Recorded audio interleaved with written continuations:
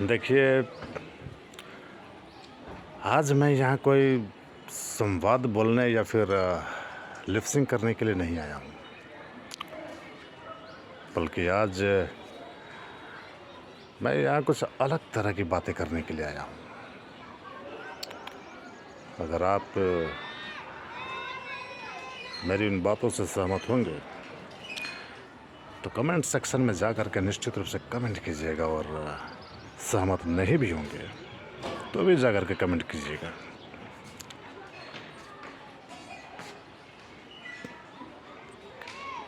और आज जिस विषय पर यहाँ बात करने के लिए मैं यहाँ आया हूँ, वो विषय है रिश्तों की मर्यादा। वैसे तो इस विषय पर बहुत सारी बातें हो सकती हैं, लेकिन आज मैं स्पेशली यहाँ पर बेइज्जती के बारे में बात करने वाला। बेइज्जत कि आदमी बेइज्जत कब होता है, कैसे होता है, उसके रूप क्या होते हैं, और बेइज्जत होने के बाद बेइज्जत करने वालों के साथ संबंध कैसा होना चाहिए। क्या उस इंसान के साथ समझौता करना ठीक रहेगा या नहीं रहेगा। तो देखिए, किसी की बेइज्जती करने के लिए ज़रूरी नहीं है कि हम उसे लाठी से पीटे ही या फिर सड़क पर उसके साथ गाली गलौज करें। बिना लाठी से पीटे और बिना सड़क पर गाली गलौज किए भी हम किसी इंसान का घोर अपमान कर सकते हैं। और जहाँ तक मुझे ऐसा लगता है कि अगर किसी इंसान को गाली दिया जाए या फिर लाठी से पीटा जाए, तो एक समय के साथ उन सारी चीज़ों को भुलाया जा सकता है। लेकिन जो इंसान किसी के द्वारा अगर एक बार बेइज्जत होता है, तो यकीन मानिए फिर जीवन भर उस इंसान के प्रति वैसे भावना नहीं रह पाती, टूट सा जाता है दिल। अब बेइज्जती किस प्रकार से हो सकती है, कुछ उदाहरण के द्वारा मैं आप लोगों को बताने का प्रयास करूँगा।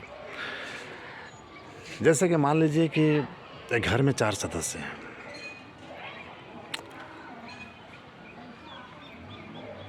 और 2 सदस्य आपस में बात कर रहे हैं, और भूल से अगर तीसरा कोई सदस्य वहाँ पे चला जाए और उस तीसरे सदस्य के जाते ही वो दोनों लोग अगर बात करना बंद कर दें, तो ये बेइज्जती होती है। अगर तीसरे सदस्य के जाने के साथ ही अगर वो दोनों लोग बात को बदल दें, तो बेइज्जती होती है। अगर तीसरे सदस्य के जाने के साथ ही अगर उसमें से अगर कोई एक सदस्य वहाँ से चला जाए, तो बेइज्जती होती है।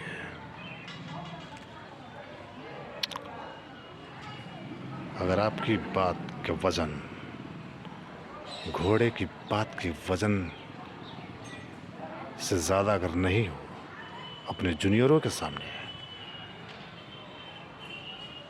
तो बेइज्जती होती है। या अगर आप कोई बात अपने जूनियरों से कहते हैं, ज़रूरी नहीं है कि वो बात अच्छी है या बुरी है, वो बात सामान्य है या असामान्य है, सिर्फ बात होनी चाहिए।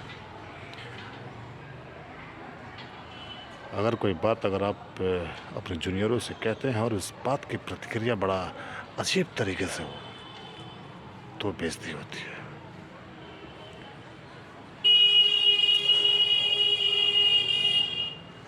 तो ये सब कुछ बेइज्जती के उदाहरण हैं कि बेइज्जती कैसे कैसे हो सकती है। तो देखिए,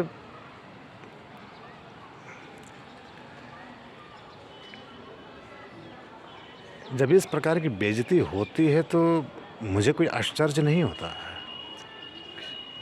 क्योंकि मानता हूँ कि भ्रष्ट युग है और भ्रष्ट युग में इस प्रकार के काम होते रहते हैं।